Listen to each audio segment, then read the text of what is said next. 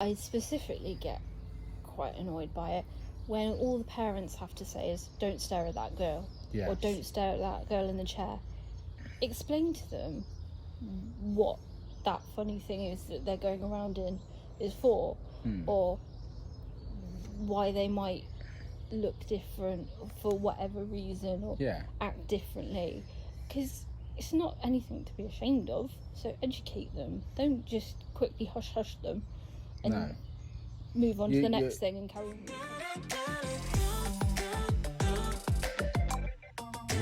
Hello everyone, it's Carl from Accessibility Explored, and today I'm joined by the lovely Grace. For anyone who doesn't know, this is my partner, and she also has a disability, so uses a wheelchair as well. You may have seen her wheelchair in the Cleaning My Casters video. It's a carbon fibre one with the pink. Although pink is very fetching and I would like a pink wheelchair, it's not mine. I have a red one. You have the pink one. I do.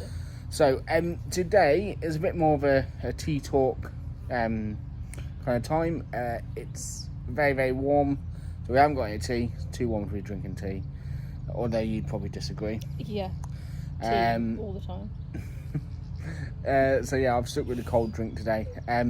So in this tea talk episode, we're going to talk about things that people have said to us, things that we don't necessarily find acceptable, or we think are rude or not necessary, stuff along those lines. So hopefully you guys will enjoy this. Do you want to kick off, or do you want me to kick off? You kick off. Oh, that's nice of you. Yeah. I don't really know where to start. So yeah, one thing that annoys me is when you're talking to someone and they're stood up and you're obviously sat down in your wheelchair, and yeah, they then proceed to kneel down next to you. Which is fine if you've asked them to, but the vast majority of the time it's just assumed and done. Yes. Yeah. Which I have the problem with. Yeah, I don't mind people, you know, wanting to be on the same eye level with me, but I just feel that it draws more attention to being in a wheelchair, especially when you do it out of the blue and don't really ask you. To me, and it makes me feel awkward. Unnecessary time to do it. Like, they're not showing you something, or you haven't got to read something that they're holding, or it's just them having a conversation with you, and they still feel the need to crouch. But obviously, if you're like, people have a seat or anything like that, then that's fine. That's more natural, you know, kind of. But people kneeling down, that's what they would do anyway. Yeah. But if it's quite an unnatural thing just to crouch randomly somewhere. Yeah, it is. Some people may find it acceptable. Obviously, this is just my opinion and Grace's opinion of things that we, you know, have experienced. Yeah, so if you ever see me, ever want to talk to me or anything like that, please don't crouch down to talk to me. No, that's a big no for me. The other classic is the whole thing of, oh, watch out, you're gonna get a speeding ticket. God. Don't race. Oh, watch, somebody's toes aren't gonna get run over. And it's like, yep, okay. Have you got a license for that thing? Yeah, they're the ones that I've had a lot of, especially through school and stuff like that. Like, teachers trying to be funny and stuff like that in the corridors, and it's like, I'm sensible. I'm not gonna do anything stupid. It's not funny. I'm talking about teachers. I remember one teaching assistant in my school. She was an older lady. And I remember saying, she said to me when I was going down the corridor, "Oh, you should only be going as fast as people walk." And she was talking about like how fast she walks, and she walked quite slow.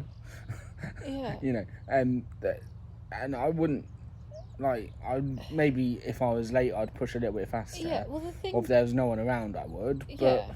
The thing is, though, we're not any more daft than the next person, you know. We speak for yourself. Oh, fine. Yeah, I am. It's just one of those things that you know when to do it and when not to do it, when is sensible. You've got common sense. You're going to use it, aren't you? Yeah, it's only the same as someone running or exactly. jogging. But for some reason, when people say these sorts of comments, it kind of gives the impression that they think we're lacking that common sense and, you know, that awareness of your surrounding. Going on from the same point about people saying about, have you got a license for that thing or not, it's very, very annoying when you go out shopping or anything like that, or in a city or a town or anything like that, and people always seem to have to give you 3 miles space and make a really big scene of stepping out of the way. Yeah, it's like, watch the girl in the wheelchair, watch the guy in the wheelchair. It's like, we can ask if you're in the way, if you wouldn't mind stepping aside.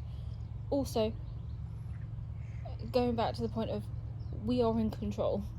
We fully can control these 4 wheels. I don't understand where people are coming from with it. But equally, saying that, on the flip side of that, when we've been to London and busy places, and people are just walking around looking at their phone, not paying attention, and they walk into you, that's equally annoying, because it's probably going to be a bit kind of double standards here, maybe, but it's nice for people to move out of the way, but you don't need to jump out of the way. Well, I think that But we can't always move out of the way quickly because we can't sidestep, for example. Oh yeah, that's the big thing. So a little sidestep, someone who's walking, is nothing compared to us who would have to, pull one wheel, push the other wheel, push out that way, and then kind of like it's quite a way out of our way. Can be, especially working around with other people, especially if it's a busy kind of area. Yeah. So there's a nice medium there somewhere, isn't there? But well, I think that comes with just courtesy, and other people using their common sense and just common decency of, look around you, you're not the only person. I think we see quite extremes of people. Yes, sometimes I think we do. There's people I've seen who are just completely oblivious and rude. Yeah. To everyone, not just people in wheelchairs, and just kind of in their own little world. And then there's people who are over compensating. I don't know, compensating is right. And coming across patronising. Yeah. Yeah. Oh, people who patronise are... They are my massive bugbear. There's a special place reserved somewhere for them. Yeah. I'm afraid so. Yeah, it's quite annoying. There's no need. And that comes back to the kneeling thing. I find that a bit patronising as well. Yeah. But yeah, I think when people patronise you, it just belittles you more. Yeah. And it kind of plays into a stereotype that all disabled people may not have full mental capacity. Exactly. They just make massive assumptions. Yeah. Like jobs that you might do, I don't know, around the house, for instance, I don't know. And somebody just goes, I'll do that for you. And it's like, you haven't even asked me if I can do it, or if there's an element to it which I might struggle with and need help. Yeah. You've just gone for it. And it's like, well, yeah. how am I going to learn, adapt, and just do things for myself? Independence. Yeah. And there's no problem asking someone, do you need help? No. Well, anyone that's able-bodied or someone with a disability. It's just making the assumption. Yeah, that's the problem, isn't it? It's just assuming that... You know what to say about assuming? It makes an ass out of you and me. Yeah. So never assume, people. Yeah, I just think that's just... bang out of order, isn't it? Yeah. It's just so frustrating. You don't walk past someone in the street who's able-bodied, and just kind of assume, they're not being able to open a door or go walk up that hill. Yeah, well, that's the thing as well. That's quite a good example, actually. Like when people automatically assume you can't open the door. Yeah. And then they open it for you, but then they stand on the wrong side of the door so you can't get through. Yeah. But then you try and tell them, and they don't understand, and then you just come across as the rude one, Yeah. or the inconsiderate one. And it's like, well, you just can't win. It's sometimes. literally like you sit there and go, oh, I don't want to run over your feet. Yeah. You know, you're stood in the way a little bit. Thank Yeah. you for helping. Yeah. You know, if you've asked for help, if someone's just assumed, then yeah. But that's courtesy. I open the doors for anyone, really. Mm. You know, I open doors for people if I'm at, you know, if I'm in a position. If they're behind me, I'll wait and hold them. Yeah, but it's when people just go out their way, like they come over from absolutely nowhere to do it because they think they're being kind. Yeah. 9 out of 10 times, I'm perfectly fine. Yeah. And I can do it. Yeah, exactly. And that's when I've got a slight issue with it. Yeah. You don't want to seem rude to people who are trying to help, because it's coming from a good place. Yeah. But I'm never mean about it, but it's just there's no need to be mean about it. No. It's just frustrating. Yeah, I understand it's coming from a good place, and people want to help, but I think they've failed to see it from our to me it's I'm just another person. You know, just going about shopping or whatever we're doing in town, and if I need help, I'll ask for help. It's just automatically assumed that 4 wheels means you're less capable, or for whatever you may have to use. It's then you're less capable of doing things. You need people there all the time to assist you. It's like no, I'm actually more independent than a lot of able-bodied people I know. And that's for sure. It kind of says quite a lot, really. And you are as well. I think I don't know, maybe it stems from it, of the fact that we're put into the position of having to deal with life a bit differently. So it forces us, maybe quicker than some, to learn how to do things and to be independent and to find ways around obstacles and whatever. Yeah. But other people don't necessarily need that, because the way that they have to do all these tasks is already kind of laid out for them in society. It's the norm. For people to be able to walk about, it's the norm for people to be able to use both hands. And I think people forget that side to things. And just think we've not done anything, you know. It's or can't. And I was oblivious to some things when I was younger, like for example the bubbles on the floor at level crossing or anything. What they were for. I didn't realise what they were for. Obviously they're for people with visual impairments. I know that now. And it's such a simple thing. And like the braille underneath signs and stuff like that, when I was a kid I never knew what that was for. Sometimes, just in our dynamic, I come across sometimes as a bit of a big bad wolf about things, because although we do see a lot of stuff similar, we do differ in it a little bit. In that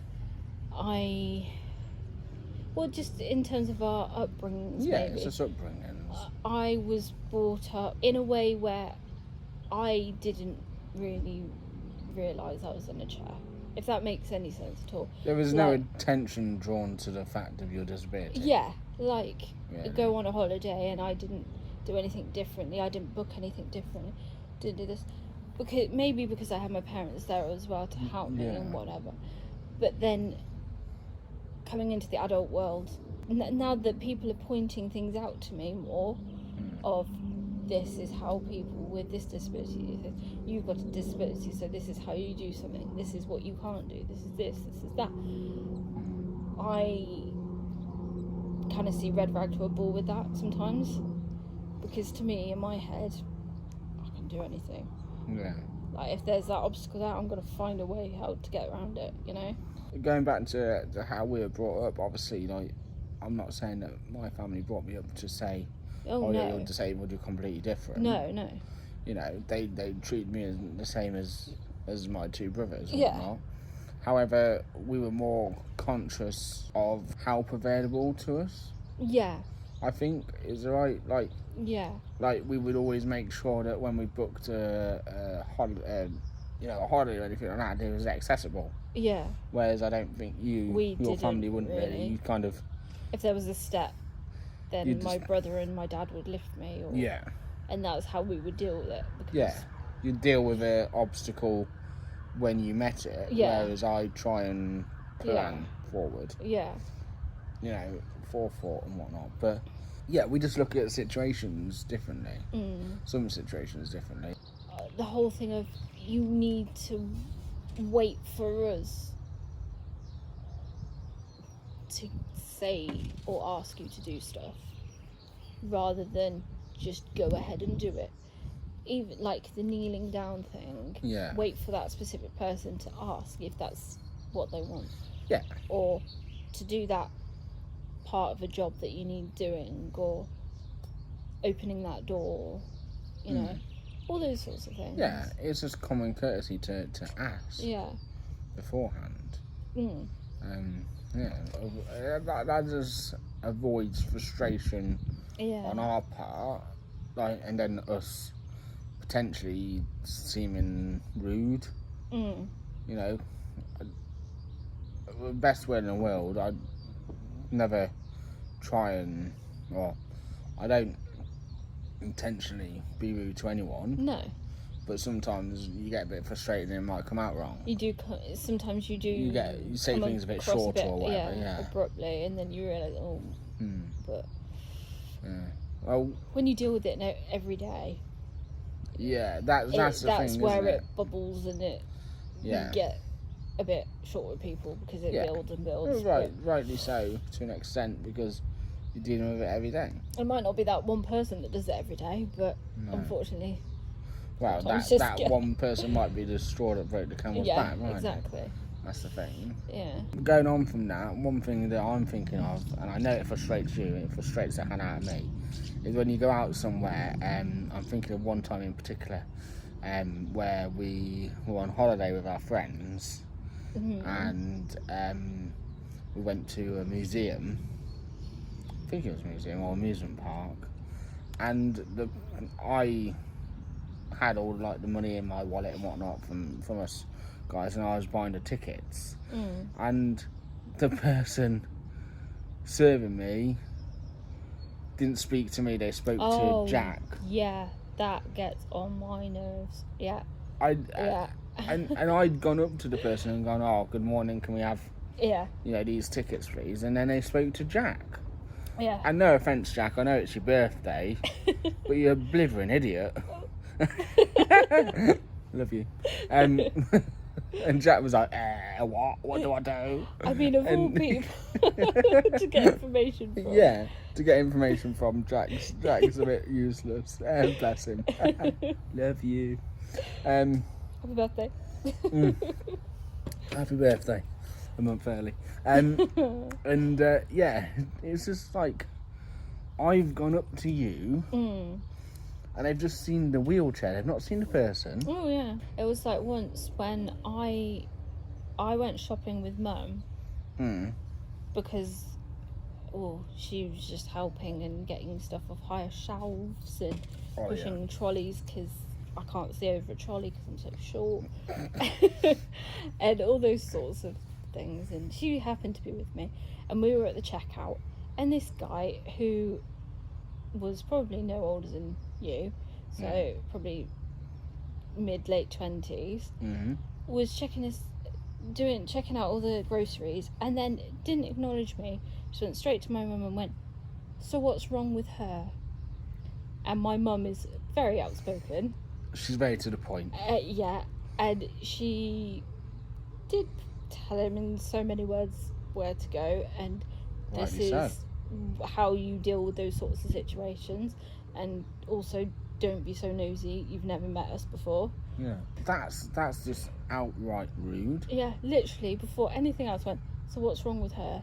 I went, okay. Going on from that, I have no problem people asking me questions about my disability.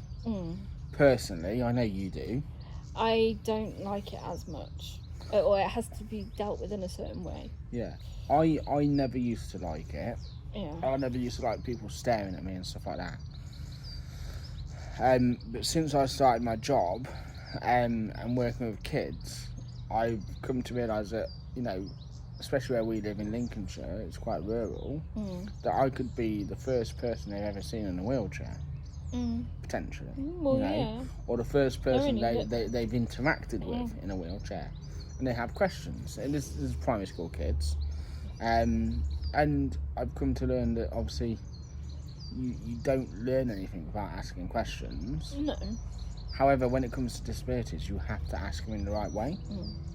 So, like, I'm happy to talk about my disability. You are more reserved. Yeah, I won't freely talk about it. But when I'm in a school, I say this to the kids. I say, there's no problem asking someone with a disability, oh, excuse me, do you mind me asking you what your disability is? Or why you're disabled, you know? Something along those lines, which is very polite. And I make it clear to the kids that, you know, some people will mind talking about it and some people won't mind talking about it. I think it does stem from a lot of stares and a lot of people asking in the wrong way growing up that has sort of put me a bit of a barrier to it all. I think that's why I'm more reserved about it. But then I will, if somebody else does ask nicely, like you said, then it's only polite to answer them. Well, yeah. And it's up to you, obviously, what information you do give, but it's a learning opportunity, isn't it, then? Yeah, and as I say, I've come to realise that, you know, working with kids and whatnot. But one thing that I do still get annoyed at is when people stare at you in the street. Yeah, especially adults. Yeah. You know, just come up and talk to me. You know. It's also like when kids stare at you, I get quite annoyed by it, but I specifically get quite annoyed by it when all the parents have to say is, don't stare at that girl, or don't stare at that girl in the chair. Explain to them what that funny thing is that they're going around in is for, or why they might look different for whatever reason, or act differently, because it's not anything to be ashamed of. So educate them, don't just quickly hush them and move on to the next thing and carry on with your shopping. No one's ever going to learn anything if you don't talk to each other. Yeah. Even when I was in school, things have changed a massive amount, but there's still a long way to go. Oh, definitely. You know. Hi guys, I'm just editing the video together, as you can see there. We're already at 23 minutes. So I'm going to stop this one here. There is still more footage to go through, another 27 minutes. So I'm going to stop this one here, and there will be a part 2 of Tea Talk with Carl and Grace. So yeah, keep an eye out for part 2. If you like the video, then please do give it a thumbs up. If you aren't already subscribed, then please do subscribe.